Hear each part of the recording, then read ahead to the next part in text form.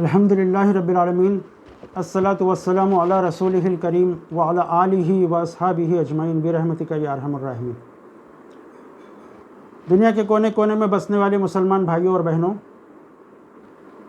آپ کی خدمت میں آپ کا دینی بھائی ڈاکٹر محمد سمیع الزماں عید کی مبارکباد پیش کرتا ہے۔ ایک طرف ہمارے لیے اللہ کا یہ کرم ہے کہ اس نے ہم کو قرآن جیسی عظیم الشان کتاب سے سرفراز فرمایا اور رمضان المبارک کے روزے رکھنے کی توفیق دی، اور آج یہ عید کا دن ہمارے لیے خوشیاں اور مسرتیں لے آیا ہے۔ لیکن آپ جانتے ہیں کہ ایک طرف ہمارے دل خوش ہیں، لیکن ایک طرف ہم غم میں ڈوبے ہوئے بھی ہیں، کیونکہ فلسطین کے حالات جو ہم دیکھ رہے ہیں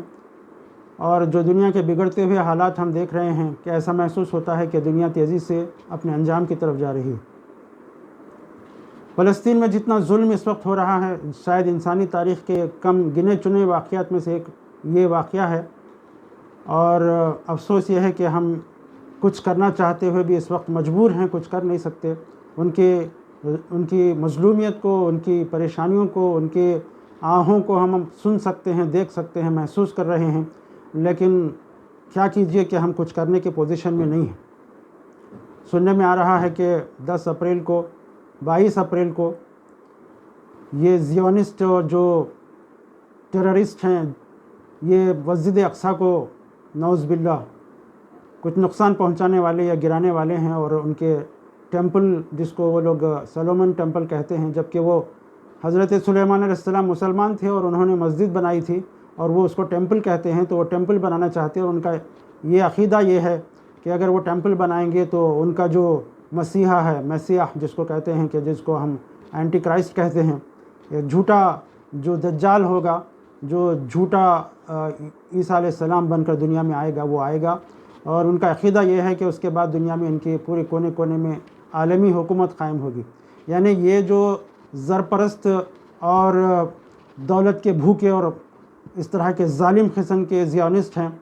یہ دنیا کے اوپر حکومت کرنے کی خواہش میں معصوم اور نہتے انسانوں کا خون کر رہے ہیں، اور وہ ظلم ڈھا رہے ہیں جو شاید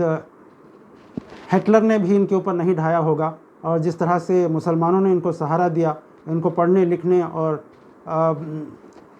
ان کو آگے بڑھنے اور ان کو دنیا کے اندر جینے کے مواقع فراہم کیا، آج وہ اپنے محسنوں کے ساتھ اس طرح کا بدلہ لے رہے ہیں۔ اسی لیے ان کو مغضوب قوم کہا گیا۔ یہ وہ لوگ ہیں جنہوں نے پیغمبروں کا قتل کیا۔ جب وہ پیغمبر جیسے نیک انسانوں کا قتل کر سکتے ہیں، تو پھر دیگر لوگوں کی کیا حیثیت ان کے دلوں میں، ان کے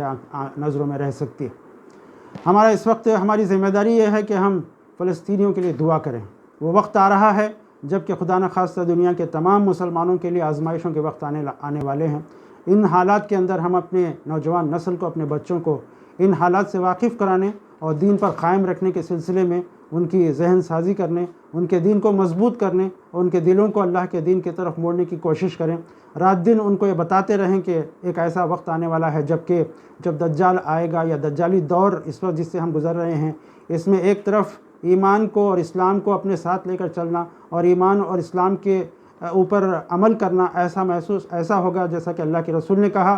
کہ ایک ہاتھ میں انگارہ لینے کے برابر ہوگا۔ اور جس طرح سے